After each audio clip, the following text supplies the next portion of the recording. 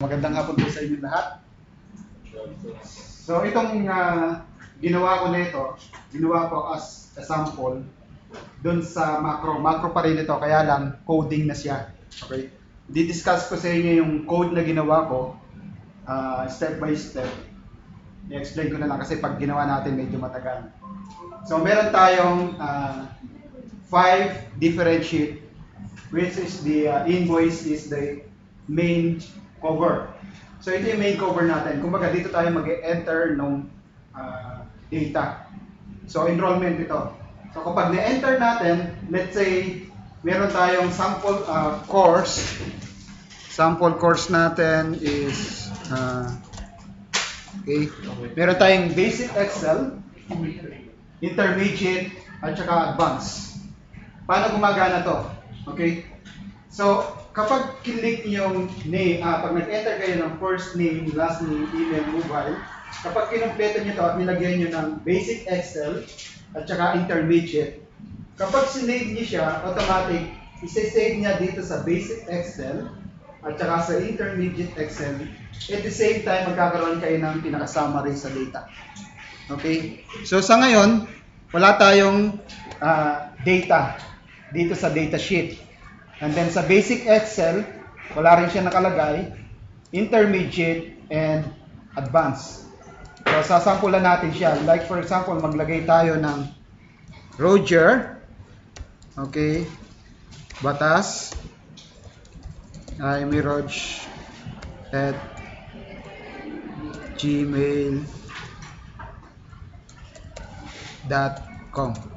Okay, 55466706. Halimbawa, nag-enroll ako ng basic at saka intermediate. Kung tatlo yung nilagay nyo dyan, ibig sabihin, tatlong beses na i-save sa basic, intermediate at saka advanced. Pero ngayon, dalawa lang nilagay natin. Okay? Ito yung amount, which is 150. Pag pinag siya, 300. So, invoice number, wala pa. Ibig sabihin, pag sinave natin yan, automatic mag-create siya ng panibagong invoice number. Okay? So, pag sinave natin, meron tayong shortcut na Control Shift Z or Save. Yung save, click natin yung button. So, makikita nyo yung nilagay nating save sa option. Okay, dyan tayo naglalagay ng shortcut. Okay? So, either shortcut or click nyo yung button, gagana siya.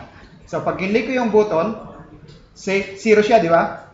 So, pag kinlik ko siya, so magkakaroon ng 1. 1. Sana save? Na-save siya sa data. Okay? So, Roger, magkano binayaran niya? 300. Okay? So, pagdating dito, ano yung enroll niya? Basic. So, enter niya rin dito. Basic. Ano yung invoice number? 8. Invoice number 8. So, dito sa intermediate, ganun din. So, paano nagkaroon ng 8? Dito sa advance, wala. Kasi yung pinaka-additional narito kanina is 7. Ngayon, 8. So, automatic mag-a-add siya ng isa kapag nag-enter na kayo. Okay? So, para makita natin yung pinaka-code nito, click natin yung Alt F11. So, Alt F11. Okay? So, sa Alt F11, pag gumawa kayo, mag-i-insert lang kayo ng module. Kung wala itong module, right-click kahit na anong sheet. Kahit saang sheet dito, right-click, insert module. Insert module. So, dito kayo mag-a-add nung code. Nung code ngayon. Okay? So, ito na yung code natin. So, yung div, ibig sabihin, i-define nyo yung variables nyo.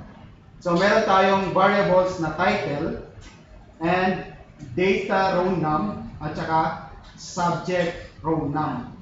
Okay? Yung subject row num, consider as long. Yung long natin tinatawag is a number.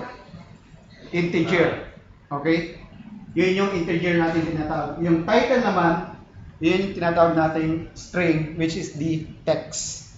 Kasi yung title natin, text yun, di ba? So, pag binasa natin, ito, alam naman natin tong application screen updating nito, di ba? So, na-discuss ko na tong application screen updating that false. So, range 15. Ano yung una niyang babasahin? Range D15 select.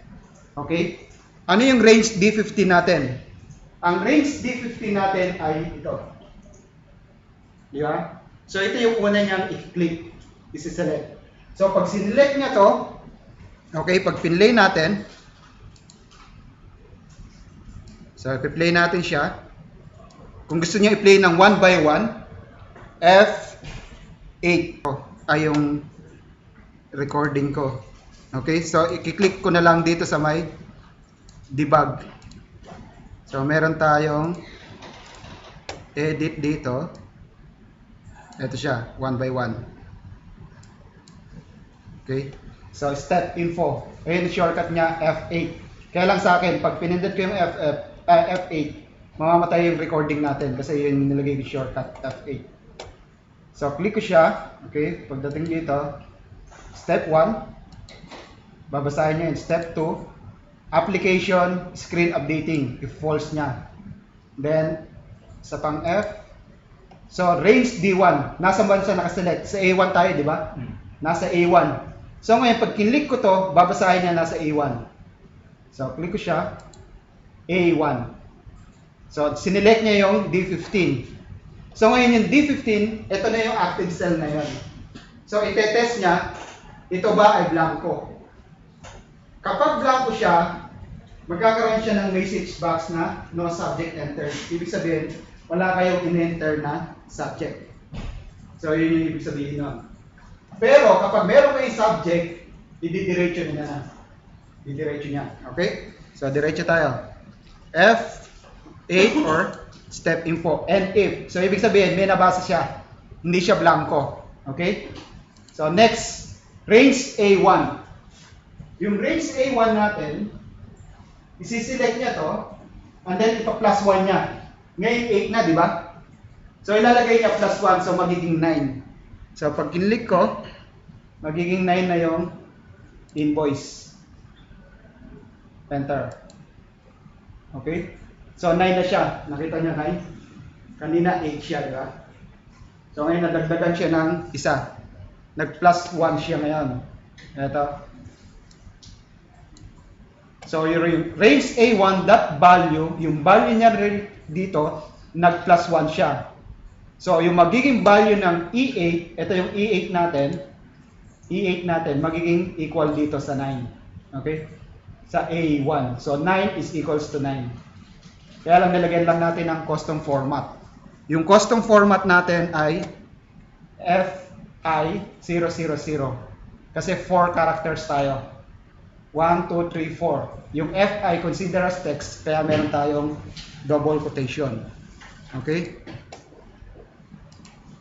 And then, yung susunod niyang babasahin, nandito tayo, data row num. Ano yung data row num natin? Nag-set tayo na integer. So, bibilangin niya ngayon kung ano yung last rows nung nasa data. Ano ba yung last row nung nasa data? Babasahin niya rito na ang last row niya ay 2. Kasi yun yung may data eh. Okay? Last row niya is 2. So, kailangan, pag nabasa niya to, magdadagdag siya ng isa, dito na siya magsusulat. Magdadagdag siya ng isa. Okay? Yun yung ibig sabihin nito, plus 1. Or, meron pa rin kayo pwedeng ilagay na yung application ng count A. Parehas lang siya. Seats data, application workbook. So, pwede rin yun. Yung meron tayong data row num is equals to application dot worksheet functions dot count A, and then ano yung bibilangin niya? Sheets data, and then anong range? That range A, A. So, pag nagbilang niya yan, magpa-plus 1 din kayo dyan. So, ganun din yan. Range. Okay. So, magkaparehas lang ito. Itong application.worksheet function, count A, at saka itong rows.count neto. Itong rows.count neto, pupunta muna siya sa pinakaibaba. Ang pagkakaiba lang nito, halimbawa, nagkaroon ka ng blanco. Kapag blanco siya, ibig sabihin, ang bilang niya lang dito ay 1. Dito sa range A. So, 1 lang mabibilang niya. Hindi niya mabibilang ito kasi blanco to eh. Hindi katulad nitong sheets, data, dot cells, rows, dot count. Manggagaling siya sa pinakailalim mo. Pag nag-arrow up ka, yun ang kukunin niya. Kahit na blanco yung mga kasunod, wala siyang pakialam. Okay? So, yun yung kukunin niya. So, balik natin ito. So, yun yung pinaka-data natin dito. And then, meron tayong tanong na, meron tayong loop. Okay, F. Then, 8 natin. Okay. So, meron tayong tanong na, kapag ang active cell, yung do while natin dati, naglagay tayong do while last week, di ba? Kapag ito ay does not equal to cell, hindi siya hihinto. Okay? So, magiging title mo, title ng sheet. Ibig sabihin, ito yung title ng sheet natin. Yung active cell. Ano ba yung active cell natin? Active cell value ay basic Excel. So, kailangan itong basic Excel nito at saka ito, same spelling. Pag nagkaiba ng spelling, hindi niya isi-save. Mag-error siya. Kailangan magkakaroon ng spelling. Intermediate, same din. Pati yung advanced, kung mayroong advanced, same din dapat. So, kapag nakita niya yung subject na pronoun, bibilangin niya rin dito. Halimbawa, sa basic, bibilangin niya rin ito. Itong number na ito. So, every end of the, yung blanco, dun siya magsisave sa lahat. Pati rito. Okay? So, kapag tinuloy niyo yan, kapag in-enter nyo, F, click natin, click. Ibig sabihin sa sheet title, subject, row num, ibig sabihin kung pang ilang row. Ito naman ay number of columns. So 1, 2, 3, 4, 5, 6. So 6 column, ibig sabihin pagdating dito, save niya sa 1 column, 2 column, 3, 4, 5, 6. So doon niya isa-save 'yon.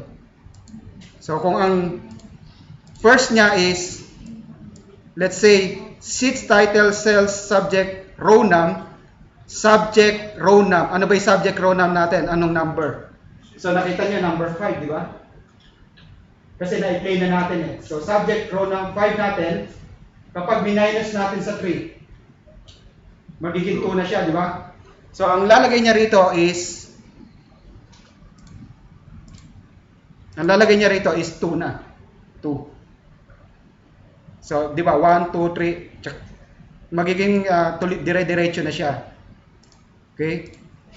So, pag in-enter natin, click natin ulit dito. Pag dire-diretso na natin yan, click nyo, 1, 2. Tapos dito naman sa row num, second column, range H8. Ang H8 natin ay, anong value ng H8 natin? Roger. So, yun yung isa-save niya rito. Roger ulit. Ayan, nag-2 na siya. Okay? So, nakita nyo na 2. And then, pag diretso ulit natin yan, dire-diretso na tong, pag click natin, dire-diretso na siya. So, meron na siyang dalawa. Okay? So, pag naglagay kayo ng advance, yun. Mag-enter pa rin siya. So, ito lang, ganun lang kahigsi yung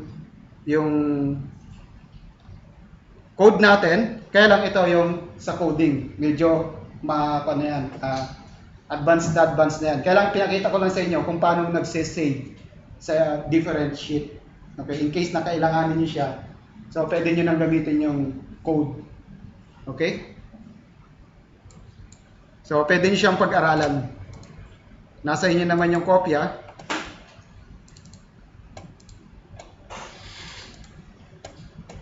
So, nakakopya na doon sa lahat sa week 3. Nakakopya nyo na? Okay, buksan natin ngayon yung lookup picture. Basa. Okay. So, sa week 3, so ito yung mga picture. Okay? Mag-i-start muna tayo dito sa picture natin. So, kapag kinlik natin ito, kailangan yung picture natin, mag-iiba yung picture. Depende dito sa picture na nandito. Meron tayong dalawang method para magpalit tayo ng picture. Yung isa ay using VBA, yung isa naman ay using function, index, and match. Okay? So sa index match, halimbawa, sino na nakakalam ng index? Index. Hindi niya alam index? Wala pa? Wala pa? Match. Match. Wala pa rin. Okay. So, alam ko si Mervin, alam na tong index match kasi naituro ko na sa intermediate ito. Okay. So, yung index match, pag pinag-combine mo tong dalawa nito, pwede mo nang hindi gamitin ang VLOOKUP. Okay? Ang VLOOKUP kasi, limited. From right to left, hindi mo siya pwedeng gamitin. Halimbawa, meron tayong, let's say, Mariners, okay, and then Athletics. So, meron tayong value na 5, value na 4. Okay. Halimbawa, dito, gusto kong kunin yung, let's say, ito yung quantity, and then ito yung name. Gusto kong kunin yung quantity ng athletics. So, ano yung makukuha ko dapat? 4, di ba? Using VLOOKUP, pwede yan kung nandito. Di ba? Kasi gagamitan mo lang ng VLOOKUP yan. Paano kung yung data mo ay nandito? Pwede ba yung VLOOKUP? SUMIF. Kung number siya. Kung number yung kukunin mo, pwede yung SUMIF. Okay? Pero kung hindi siya number, hindi siya pwede. Let's say, gawin nating ano to? Mariners, let's say, item 1. Okay? And ito ay item 2. Pag yan ang kinuha mo, hindi na pwede SUMIF dyan kasi text na siya, hindi siya na number. So, ibig sabihin, kung ang gagamitin mo ay VLOOKUP, gagamitin mo lang siya dito, equals VLOOKUP, ito, and then dito. Comma 2, comma 0. Pwede yan. Makuha mo siya, di ba? Item 2. Pero, ang index, kahit nasa anong position siya, pwede mo siyang kunin. Index match. Okay? Ang match, ang result ng match ay number. Automatic yun. Numbers yung result ng match. Paano natin kukanin yung match? Yung match, ibig sabihin, sasabihin niya sa iyo, pag nakita niya, sasabihin niya sa iyo kung pang ilang row siya. Kung pang ilang row. Halimbawa, pang ilang row ba itong athletics dito sa file neto? Dito, pang ilan yung athletics? Pang-apat, di ba? 1, 2, 3, 4. Pang-apat siya. Pero pag ito ang in-highlight ko, pangatlo lang siya. Di ba? Depende kung ano yung i-highlight mo. So, equals, match, ang pagkakaiba ng match sa VLOOKUP, wala siyang column index. Okay? Pero, ang table array mo, ang lookup array mo sa match, or we call it as table array in VLOOKUP, isang column lang siya. Laging isang column. Kung saan mo siya hahanapin. Saan natin hahanapin? Ano yung lookup value natin? Athletics. Saan natin siya hanapin? let's say, hahanapin natin dito sa column G. Okay? So, pag hinighlight natin yung buong column G, comma, match type, pag text ang hinahanap natin, 0. Pero kapag ang hinahanap natin ay number, approximate, pwedeng wala siya. Okay? So, close parenthesis, pangilan siya? Ano yung sagot? 4. Okay, 4. So, ibig sabihin, pang-4 na row siya. Okay? So, kung gagamitin naman natin yung index equals index, ang index natin, kung anong number of rows yung hinighlight mo dun sa lookup data mo ng match, ganun din sa index array. So, ano yung array natin? Ano yung hanapin natin? Quantity, di ba? Hanapin natin yung quantity ng athletics. So, highlight natin yung quantity. So, column F din. Kasi ang hinighlight natin doon sa name natin is whole column. Comma, ano yung row number? Nakita na natin yung row number eh. Ito yung row number. Di ba? So, pag in-enter natin yan, item 2 ang lalabas. Okay? So, pag kinlik natin dito, so, pag dinrag natin yan, equals index, okay? Ano yung hanapin natin dito? Item, comma, pang ilang column, pang ilang row, ito, and then close parenthesis, enter. So, yun yung makikita niya, item 2. So, wala na to. Okay? So, kahit magbago pa siya, maging item 3, automatic, magbabago rin ito. Okay? So, ito yung combination ng match at saka index. Yung match, it will tell you the number of rows doon sa lookup array mo. Okay? So, yung lookup array mo ng match must be the same as the array range in the index. Kailangan pareha siya.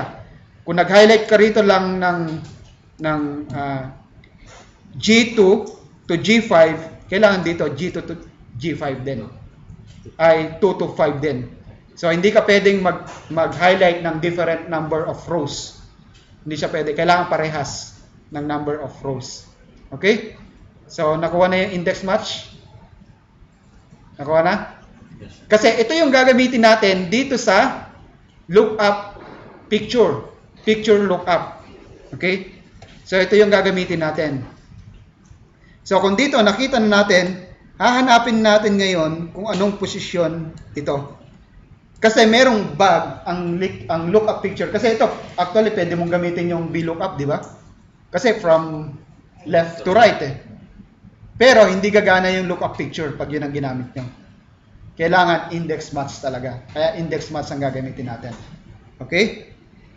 So, pag kinuha natin yan, so, delete natin, equals index. Okay?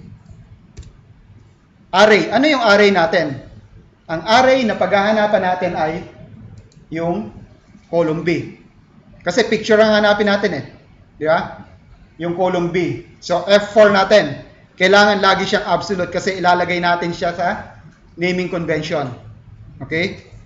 So, comma, match. Ano yung hahanapin natin? Hanapin natin ay ito, di ba?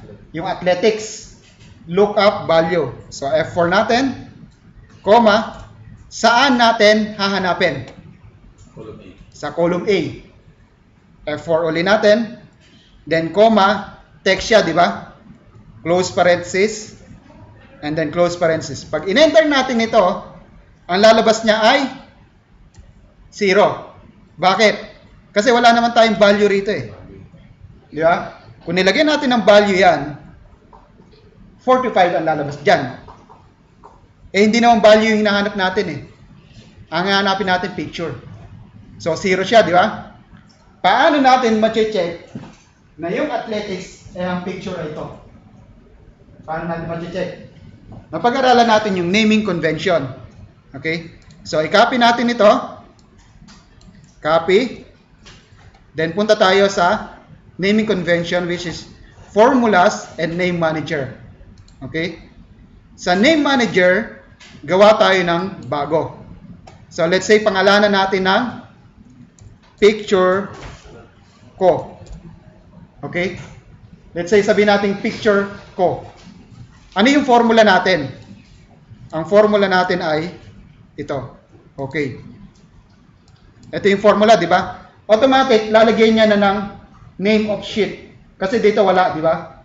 Wala tayong name of sheet dito. Pero dito, magkakaroon na siya automatic. Okay? So, pag kinlik natin ito, pag kinlik ko to, kailangan naka-highlight ito. Kasi ito yung athletics natin, di ba? Yung athletics natin, kailangan naka-highlight. So, pag kinlik ko siya, nag-highlight siya, di ba? So, pag change natin, let's say, i-change ko siya sa Mariners. Okay? Control F3. Okay? Kailangan mag-highlight yung Mariners. Yung ito. Itong picture na ito, ang kailangan mag-highlight. Copy. Nag-highlight siya, di ba? Okay? So, pag nag-highlight na siya, ibig sabihin, tama yung formula natin. Okay? Tandaan niyo yung nilagay yung name, picture ko. Okay? So, close natin. I-copy natin ngayon ito. Kahit na alin sa dalawa na ito. Copy natin. Copy. And then, paste natin dito. Finish na natin, di ba? Ano yung name ng kinirate natin sa naming manager? Picture ko. So, itong picture na ito, i-name natin as equals picture ko. Okay? Enter ko siya. In-enter ko, di ba? So, Mariners. Kapag change ko to, kailangan magpalit din siya. Di ba? So, nagpalit na. Nagpapalit, di ba? So, ang importante, kung ano yung nilagay niyo sa naming convention nyo na merong formula, yun din ang ilalagay niyo rito sa picture nyo pag kumapi kayo. So, yun din ang ilalagay niyo. So, pag change niyo yung select na yun, mag-appear kung ano yung picture na ilalagay niyo rito. Basta yung importante kapag nagpunta kayo sa, ang pan-check dito ay kapag ito ay gumagana. Ibig sabihin, pag na-highlight siya, gumagana siya. Pag tama yung sinelect nyo, Mariners, nasan ba yung Mariners? Nandito. Ibig sabihin, tama yung data nyo, ay yung name nyo. Naming convention nyo. Okay? So, ganun din dito sa number. Kaya lang, dito sa number, approximate lang siya. So, sa match, imbes na 0, huwag na natin lalagyan kasi approximate lang siya. Kasi pag nilagyan natin yan, mag-e-error. Okay? So, ayun, picture ko. So, maglagay naman tayo dito. Halimbawa ay 25. Wala namang saktong 25, di ba? Ano yan? Hanapin niya? 0. So, 0 above. Ito. O pag 100, paglagpas ng 100, ito naman. Okay? So, parang ganun din yan sa match. Equals, match, lookup value mo, ito. Comma, sum siya hanapin. Highlight uli natin lahat. And then, close parenthesis na. Wala na siyang match type. Yung match type mo kasi, ilalagay mo lang yon kung exact. Okay? So, enter natin. 7. Anong 7? Anong Row 7? 7 rows. Ibig sabihin, pang 7 siya. So, kung ginawa natin 125 yan, magdadagdag yan. Magiging 8. So, ibig sabihin, hinahanap nyo kung pang ilang row yung sa sales natin. Okay? So, ito yung ilalabas niya. So, pag nilagay natin sa picture yan, so, lagyan natin ng index. Index natin. Okay? Ano yung hanapin natin picture? Ito. Then, F4, comma, ano yung mamatch natin? Itong D6, F4 natin. And then, A, F4 uli natin. Then, enter. Okay? So, ngayon, copy natin itong formula na ito. So, gawa tayo ng name manager, which is my pick. So, my pick naman. And then, paste. Then, okay. So, check nyo ulit. Pag-check natin, kailangan mag-highlight yung B8. Itong tumatawa na ito. So, nag-highlight siya, di ba? So, ibig sabihin, tama yung formula natin. Close. I-copy natin. Paste natin dito. Ano yung pangalan natin? MyPick equals MyPick. So, pag lumabas na siya, naka-highlight na, tab nyo lang, okay na yan. Then, enter. So, yan, lumalabas na siya, yung tumatawa. So, lagyan natin ng 255. So, lalabas siya, papalit. 255. And then, let's say, 80. So, magpapalit siya. Okay? Kung ano yung nalagay nyo rito. So, let's say, 550. Okay? So, lalabas kung ano yung in-enter nyo. As long as same yung my pick. At saka yung nilagay yung picture ko dun sa name manager. So, kung ano yung value niya, kung ano yung nandito, hahanapin niya yun. Okay? So, clear? Medyo malito. Medyo nalilito. Kasi, nakakalito talaga sa umpisa. Pero pag pinractice nyo, unang-una nyo tatandaan, kailangan malaman nyo yung basic application ng match. Okay. Ang basic application ng match ay hinahanap niya yung kung pang ilang row yung lookup value mo. So, yun yung application ng match. Okay? Hindi lang row, pati yung columns, hanapin niya. Match is columns or rows, hanapin niya yan. Yung index naman, kung ano yung result na gusto mong makuha. Okay? Siya yung result. Practice na lang naman yung record. I-practice na lang namin yung record. Sa row, sir, pwede rin yung match. Oh, sa rows, pwede rin yung match. Yung sa columns. Ito na yung rows eh. Yung sa columns, pwede rin yung rows. Okay? So, titingnan natin yung match. Later on, makikita natin yan. Yung sample ng match and index na yon. Okay? So, sa ngayon, dito muna tayo sa lookup picture. Okay? So, sample natin yung HR template index. Okay? Itong index natin.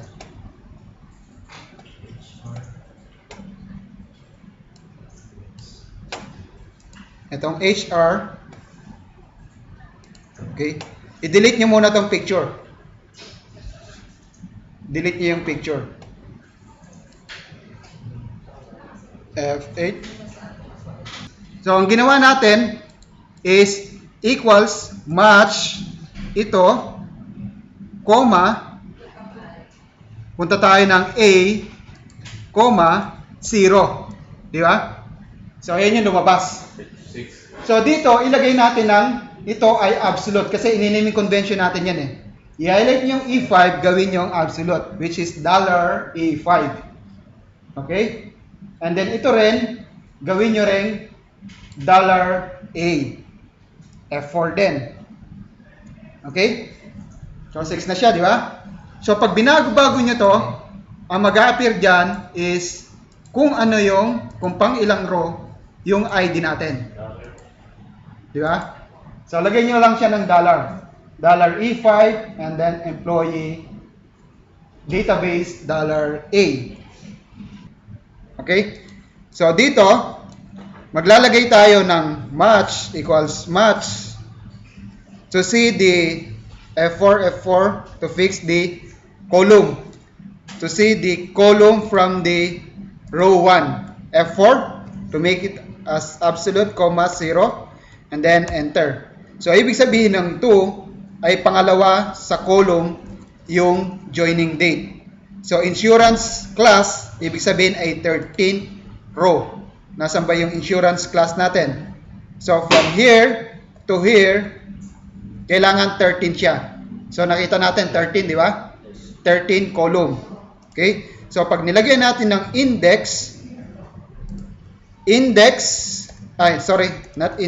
VLOOKUP pala yung nanap natin. VLOOKUP, hahanapin natin itong E5, which is, kailangan natin na absolute E5, comma, saan natin siya hahanapin? From A to P. Okay? And then F4, comma, and then close parenthesis comma, then 0, then close parenthesis. Then, enter. So, ito na yung lalabas, di ba? So, pag nag-click kayo, okay, automatic, magbabago siya. So sa picture ko, hindi, control F3, my pick equals my pick, then enter. Okay? So magbabago yan. Nagbabago lahat, di ba? Ngayon, i-copy nyo yung isang formula. Copy nyo yung formula. Okay? Kahit na alin na copy nyo dyan. Kasi nakakakuha naman tayo eh. Ilagay nyo rito, and then paste nyo as formula. Or Alt-ES.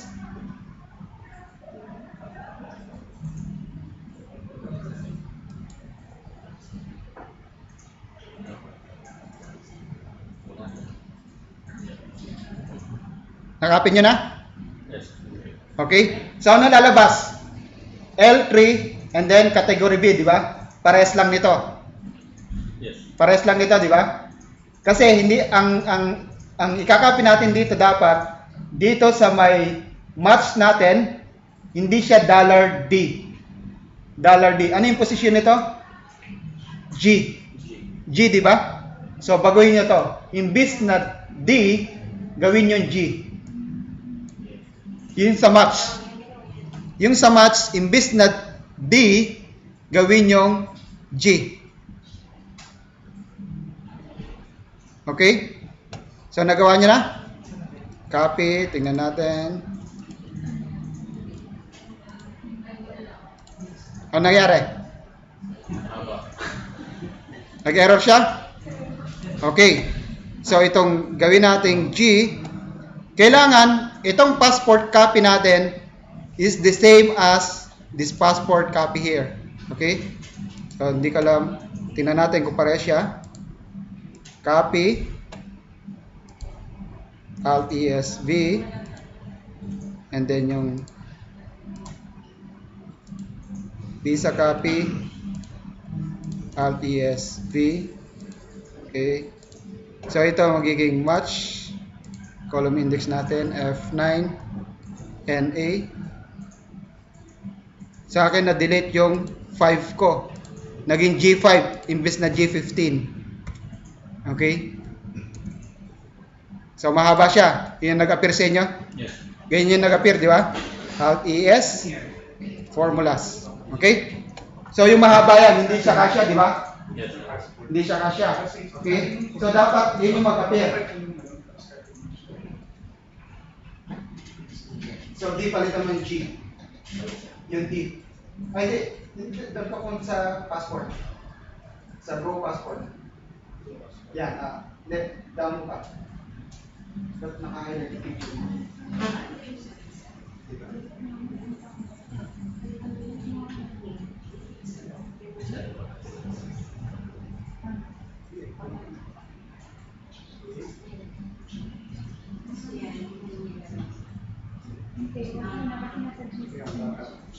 Tapos ito, yung match mo.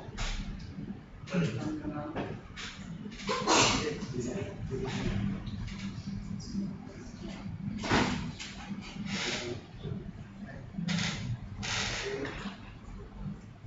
delete natin ito.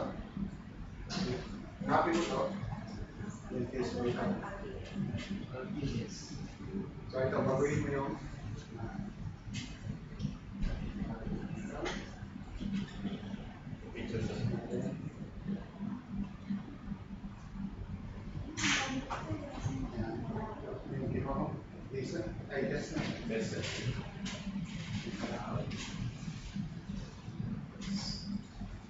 okay.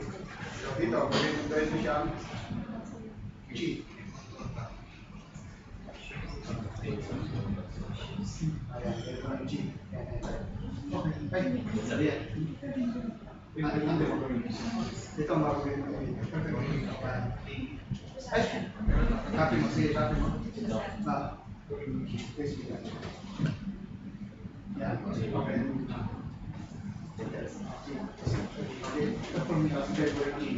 Okay? So, okay na siya? Okay? Okay? Saan nakasave ngayon yung pinakopya ko sa inyo? So, kaya natin kinopya ito yung position natin kasi kailangan alam natin kung saan nakasave yung passport copy natin at saka yung visa copy.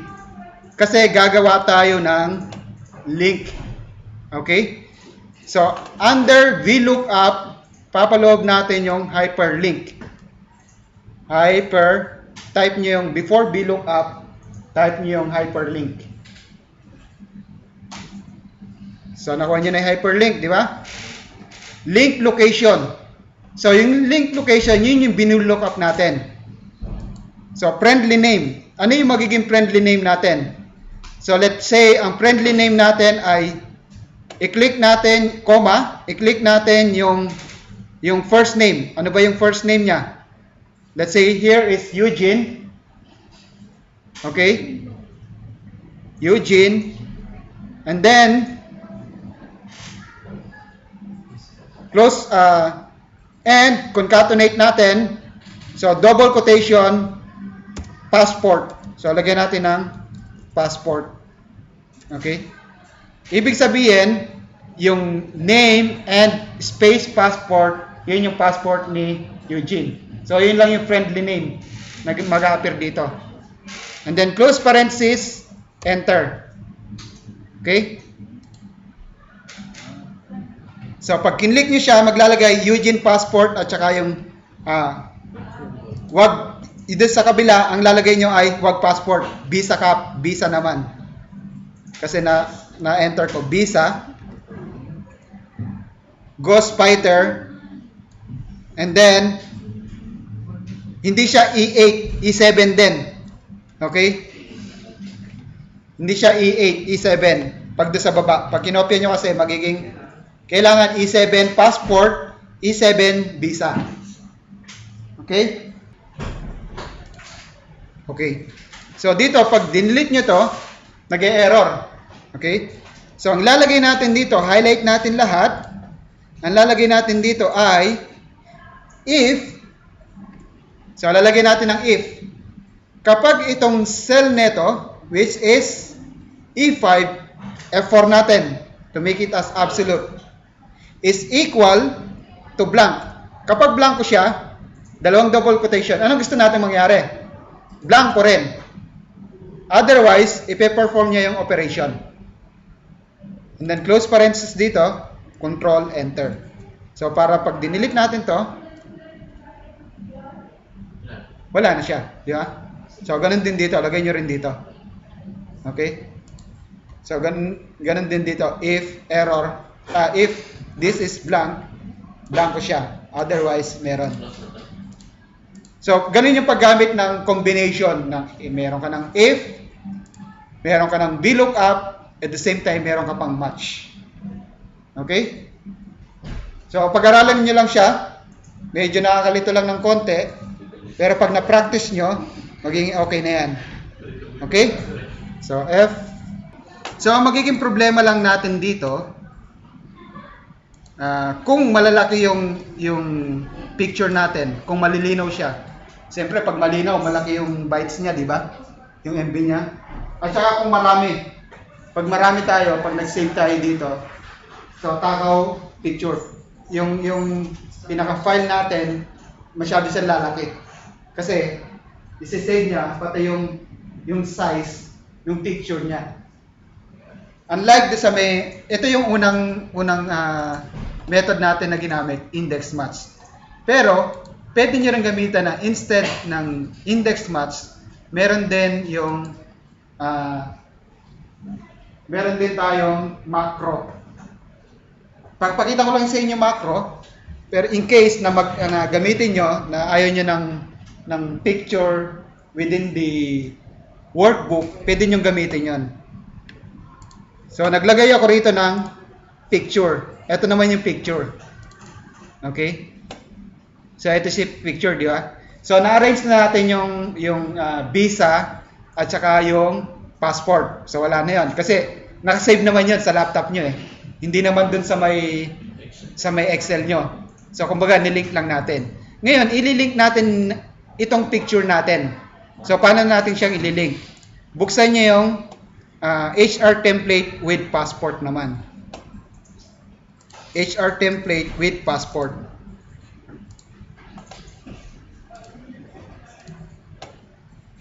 So, nabuksan niyo na? So, yung HR template with passport, ito, sinave natin ito using the BBA. Okay? So, gumawa tayo ng right-click. Meron tayong naka-protect. Unprotect nyo. Wala nang password yan. Unprotect nyo lang. Right-click, then unprotect. Wala siyang password. Okay? So, pag kinlik nyo to, magpapalit siya, di ba? Yan, nagpapalit. Okay? Nandito. Ha? Nagdi-debug sa inyo. Okay. Kaya nagdi-debug. Sasabihin ko sa inyo kung bakit nagdi-debug. Yung sa akin, nagsisave siya, di ba? Okay. Bakit? Ito yung kuha natin. Pag ni-right click nyo, edit comment. Ito yung picture in comment natin. Nasabi ko pa sa inyo kung paano maglagay ng picture sa comment. So, ang paglalagay ng picture sa comment, halimbawa, meron tayo. And then, lalagyan natin WG. Lalagyan natin ng picture yung comment natin. Kasi normally, ang nilalagay lang natin sa comment ay text. Di ba? So, pag naglagay tayo ng picture, edit comment, delete natin. Okay? So, pagka-delete natin, ibig sabihin wala na nakalagay. So, click natin yung side. Kailangan naka-highlight yung side natin. Nakabilog siya. Hindi siya naka-enabled. Okay? So, pag naka-click na siya, control 1 nyo. Control 1 or right-click and then format comment. Okay? Doon sa format comment, makikita nyo yung colors and lines. Colors and lines. Nakita nyo siya? And then, punta kayo ng color. And then, fill effects. Okay? Sa fill effects, makikita nyo yung picture. And then, select picture. Saan nakasave yung picture nyo? Let's say, mag-check tayo ng tabang picture. Wala. Saan ba may picture? Picture. Okay. Let's say ito. Okay? And then, okay. And then, okay. So, makikita nyo siya. Nakasave siya sa comment as picture. Diba? Kinuha natin kung saan nakalink. Ngayon, in application sa BBA, yun ang kukunin niya. Okay? Yun ang kukunin niya ang picture. So, pag nakita nyo rito, i-right click nyo. Right click natin. Then, view code. Right click, view code. Right click, view code. Okay? Saan nakasave yung picture? Kasi sa akin, nakasave sa C:user. Yung environ neto, environ user name, ibig sabihin, kung naka-share yung laptop nyo, kasi meron minsan nag-enter kayo ng username, di ba? Pag nag-enter kayo ng username, automatic mag-appear ito. So, kung ano yung in-enter nyo yung username, yun yung makikita nyo rito. And then, saan nakasave? Sa desktop, HR template, and then picture. And then, yung range nyo, nakita nyo yung range ng E5. Yung range ng E5, ito yung pangalan nung file name nung picture ko. ID 0002.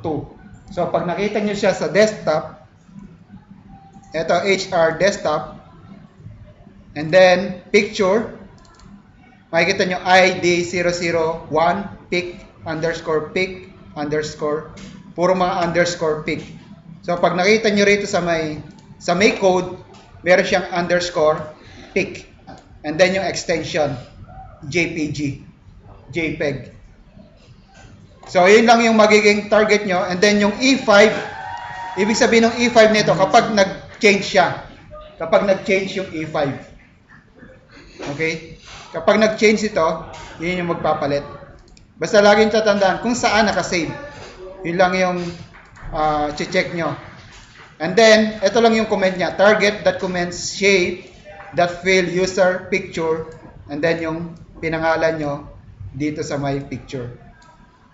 So, yun lang yung pagkakaiba niyan. Ito, ika-capture niya kung saan naka-save. Okay? Kasi kung malaki yung file nyo, pagka sinave nyo sa workbook nyo, lalaki yung files nyo. Yung size ng files nyo. Unless dito, naka-save siya sa laptop nyo.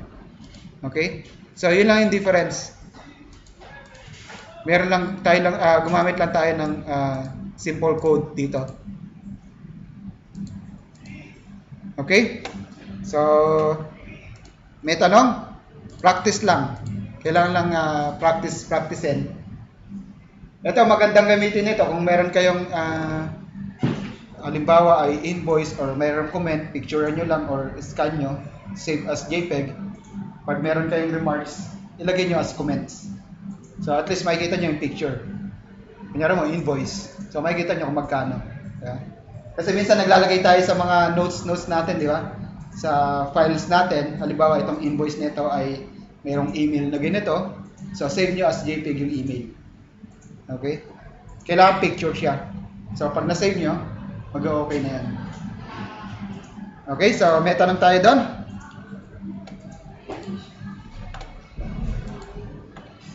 So, pag-aralin nyo mabuti yung index match, kasi hindi ko na ganong ipapaliwanag ng as in basic yung index match. Marami pang application ang index match. Okay? So, papakita ko sa inyo yun. And then, yung VLOOKUP. Paano mag-lookup ng duplicate? Di ba? Minsan pagka doble or triple yung minsan din, normally ang binibilookup niya lang yung umpisa. Paano yung pangalawa or yung pangatlo? Di ba? Tapos, paano tayo natin kukunin yung unique values?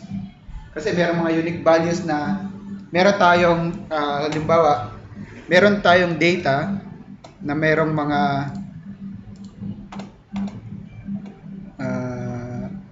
lookup function. Okay. So, start na rin natin to. Nasa lookup naman na tayo. Okay. So, choose. Mag-choose muna tayo. Choose. Ito, yung choose natin, consider as lookup din siya. Okay? So, anong hinahanap nito? Pwede natin siyang gamitin sa text, numbers, or formulas, or functions. Okay? Halimbawa dito, let's say gagamitin natin siya sa text. Okay?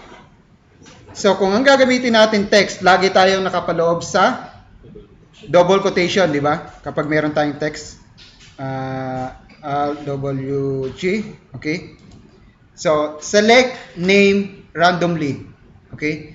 So, meron tayong choose. Ang choose natin is meron tayong index number. Meron tayong arguments na 2 or more than 3 or more than. Okay? First is the index number, which is the 1 2 3 4 5 6 7. Okay? And the value, yun yung pamimilian natin. Kung ano nilagay natin, let's say naglagay tayo ng 1 2 3 4 5. Yung value natin, 5 rin. Kapag ang value natin ay 1, yung first value ang hanapin niya. Kung ang index number natin ay 1, first value. Kung ang index number natin ay 2, yung second value.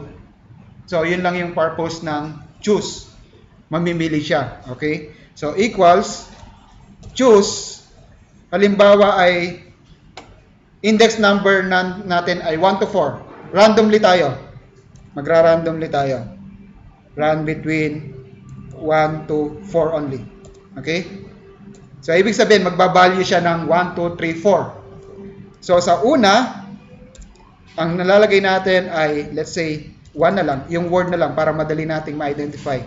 Sa pangalawa, lalagay natin ay 2. Sa pangatlo, ay 3. Sa pang-apat, ay 4. Okay? Double quotation. Close parenthesis. Enter. Ha? Yung 3. Okay, double quotation. Enter. Okay? So, ibig sabihin, 2 yung value niya. Tama ba itong 2 value? F2 natin, F9 natin. So, 4 siya. 4. 1, 2, 3, 4. Ayan, maglagay muna tayo ng F9. 3, F9, F9, F9. So, magbabago siya. Pag 1, ibig sabihin, itong 1 ang sineselect niya. Kasi pagka naglagay na tayo dito ng F9, ibang value uli. Kasi randomly pinipick up niya yun eh. So, hindi natin pwedeng gamitin manually yung F9. Pero dito, pag ginamit natin yung F9, ibig sabihin, magkakalculate siya. So, ibig sabihin, 1, 2. Yung pangalawa yung pinili niya. Okay? 4, yung pang-apat. Yung 1, yung una. 2, 3, 4. So, yan yung randomly na pagpili ng text. Okay? So, dito naman, halimbawa, 2.5. Pag 2.5, bad. Kasi consider as whole number. Yung 1, consider as very bad. 5.9, consider as very good. 4 is considered as good. So, pag nilagay natin yan, i-copy muna natin ito. Copy. And then equals, choose. Ano yung index number natin? Index number natin ay ito. Comma. And then yung value natin ay ito. Then close parenthesis, enter. So makita nyo yung 2 niya is bad. 1.1 is very bad. Kasi yun yung unang pinili niya. Yung 2 is bad. 5.9 consider as very good. Kasi pang 5 siya. So 1, 2, 3, 4, 5. So kung pang ilan siya? Consider as whole number. 5 ito. Okay, yung 4, good. Pag pinalitan natin ng 1 yan, magiging very bad. Nakuha nyo? So, yung choose, ibig sabihin lang, meron tayong index number at mamimili siya. Okay? So, pwede nyo rin gamitin yan sa lookup. Okay? Halimbawa, dito.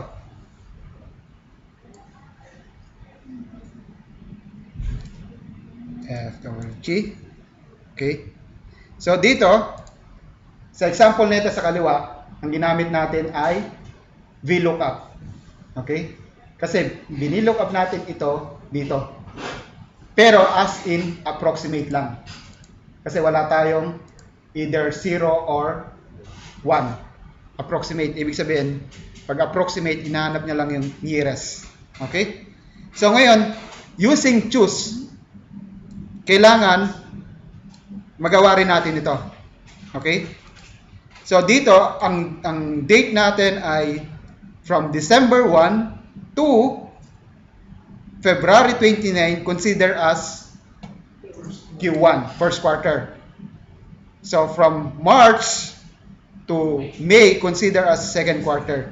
Ito yung hindi ito yung normal na January to March is first quarter, di ba? And then from April to June is the second quarter. So iba to. Okay? So pwede tayong mamili ng choose. Pero paano tayo makakapag-provide ng index number natin dito? Yung 1, 2, 3, 4, 5, 6, 7, 8, 9, 10, 11, 12. So paano natin malalaman na ito ay 1, 2, 3, 4? Ano yung kukunin natin? Anong functions pwede natin kunin? Para makapag-provide tayo ng number. Alam niyo yung month? Alam niyo yung month? Month, yes. So yung month, ibig sabihin, sasabihin niya, let's say yung May, pang ilang month yun? 5. So 5 ang makukuha natin. Yung August, 8. So 8 yan. So equals month. Ito. So makikita natin, 5. Di ba? 5, and then, pag dinrag natin siya, so makikita natin 8, 5, 10, 3, 11, 7, 10, 2, 10, 8, 6. Okay. So gamitin natin sa choose. Okay? Choose, comma. Okay. Kung ang value natin ay January, February, ano yung magiging value natin pag January, February? 1. 1, di ba? 1, 1. Ito yung January natin. Di ba? Comma. Pag ang value natin ay 3, 4, 5. Which is March, April, May. 2. So, tatlo yun, di ba? Tatlo. Kasi March, April, May. So, 2, 2, 2. Okay? Ano yung 3? So, yung 3 natin from June, July, August. So, 3, 3, 3. And then next, ano yung tatlo pa natin? Kasunod? September, October, November. So, yun yung fourth quarter natin. So, 4, 1, 2, 3. Ano yung December natin? Anong quarter yung December? 1, di ba? So, back to 1, 1. And then close. Kailangan ito ay 12. 12 din ito. Kasi, ano yung index natin? From 1 to 12. So, 12 din dapat yung values natin. Okay? So, pag in-enter natin, so, maglalagay siya ng 2, 3, 2, 4, 2, 4. So, concatenate natin, so, equal siya rito, di ba? So, lagyan na lang natin ng concatenate na double quotation, Q, space, double quotation, N. So, parehas siya, di ba? O parehas lang. Okay? So, yun yung another way. Pwede natin VLOOKUP. Kung tutusin, mas madali yung VLOOKUP kaysa sa choose. Pero, merong mga formula na mas convenient na gamitin ng choose kaysa sa VLOOKUP. Okay? Next. Halimbawa ito. Okay? Kapag nilagay natin dito ay 1, multiplication siya. Di ba? Pag nilagay natin ay 2, division. Pag nilagay natin ay 3, addition. Pag nilagay natin ay 4, subtraction. Subtract na ito. Di ba? So, equals, lagay natin, choose. Ano yung index number natin? Ito. Ito yung index number natin. Okay? Comma. Kapag ang value natin ay 1, ano yung gagamitin natin operation? Multiplication, di ba? So, ito, times, ito. Comma. Kapag ang value natin ay 2, anong lalagay natin? Division. Ito, divide by ito. And then, value 3, addition. Ito, plus, ito. And then, last is subtraction. Ito, minus, ito. Then, close parenthesis. Then, enter. Ano yung lalagay natin? 4. Ano yung 4 natin? Subtraction. 100 minus 10. Paano kung 1 ang ilagay natin? 10 times 10. Di ba? So, 1,000. Ang lagay natin ay 2. 10 divided by 10. So, 10. So, meron tayong operation. Pero choose. Using choose. Okay? So, yun lang yung kanya. Application niya rito. Okay. So, dito naman. Mean, median, mode. So, mean natin, ibig sabihin, ito yung average natin. Yung median, ito yung nasa middle ng given data. And then yung mode, kung meron bang nag-duplicate na nag-appear sa kanila. Okay? So, meron tayong using a combo box. So, siguro hindi nyo pa nagagamit yung combo box. So, meron tayong combo box. Kapag ang value natin ay mean, ibig sabihin, i-average niya. Kung ang value natin ay median, hanapin niya yung pinaka-middle. Pwede ba tayo mag-class picture? Ngayon na? Or, mamaya na. Sige, pupunta kami doon. 7:30. Sige, sir. Sige, salamat. Okay. So, dito, gagamitin natin, let's say, combo box. So, developer. So, nag-appear naman na yung developer natin. Insert. And then, itong combo box. Okay? So, insert combo box. So, insert natin dito. Pindutin nyo ulit yung Alt para mag-automatic na naka-align siya. Okay? So, right-click natin, Format Control. Okay? Sa Format Control, ano yung input range natin? Ang input range natin ay ito. Mean, median, mode. Okay? Saan siya nakalink? Ililink natin siya sa B61. Okay? Sa B61. So, lagyan natin ng B. B61. Then, let's say 3D natin para maganda yung picture. Okay? So, now, ilipat ko muna to para makita nyo yung number dito. 0 siya, di ba? Kasi dito natin inilink sa B61. So, pag kinlik ko yung mean, ibig sabihin, first data. So, 1. Pag kinlik ko yung median, 2. Pag kinlik ko, mode 3. So, ito na yung index number natin. So, pag connect natin dito, equals, choose, ito yung index number natin, comma, kapag ang value natin ay mean, ano yung kukunin natin? Average, di ba? Kasi yung mean is average. Average nito. Then, close parenthesis, comma, ano yung value 2? Pag pinili natin yung median, so median, okay? Ang median nitong given data. And then, comma, yung pangatlo naman is mode. So, mode nito. Kaya lang, dito sa mode, so, enter muna natin para makita nyo. Yung mode, kahit mode single lang siya, okay lang yan. So, meron tayong pang-compatibility. Ito, mode, then close parenthesis, enter. Okay. So, una, mean. So, ibig sabihin, average nito ay 22.78. So, pag hin-highlight nyo siya, 22.78. Okay? So, how about median? So, median is 23. Bakit naging 23? So, copy natin dito. Paste natin, and then sort. Continue. Okay? Sort natin. Pag sinort natin, nasaan yung pinaka-middle niya? Ito. Ito yung pinaka-middle niya. So, 1, 2, 3, 4.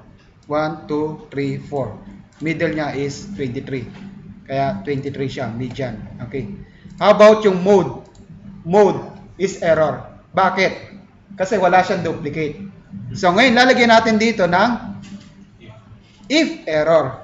If error, lagay natin ng comma, double quotation, no duplicate. Double quotation, then close parenthesis, enter. Okay? So, pag nilagay natin yung median, meron siya. Pag nilagay natin mode, wala siya. Pero, kung magkakaroon tayo ng 9 dito, mag-enter yan as 9. Kasi meron na siyang duplicate. Kasi na-duplicate na yung 9 eh. Okay? So, pag nilagay natin median, mode natin, ano yung mode natin? 9. Kasi yun yung nag-repeat. Okay? Pero pag wala siya, error. Kung saan po sa particular, lalabas din yung median. Oo. Anong median na lalabas?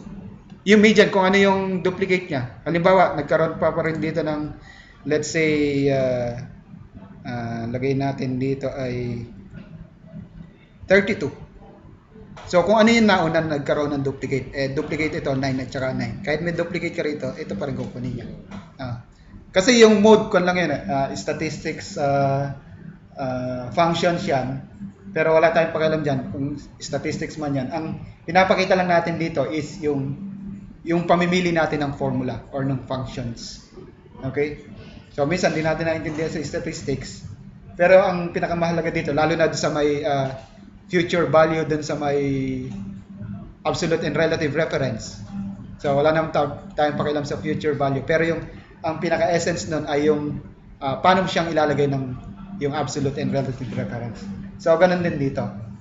Okay? So, magpi-picture taking tayo. So, save ko muna to. F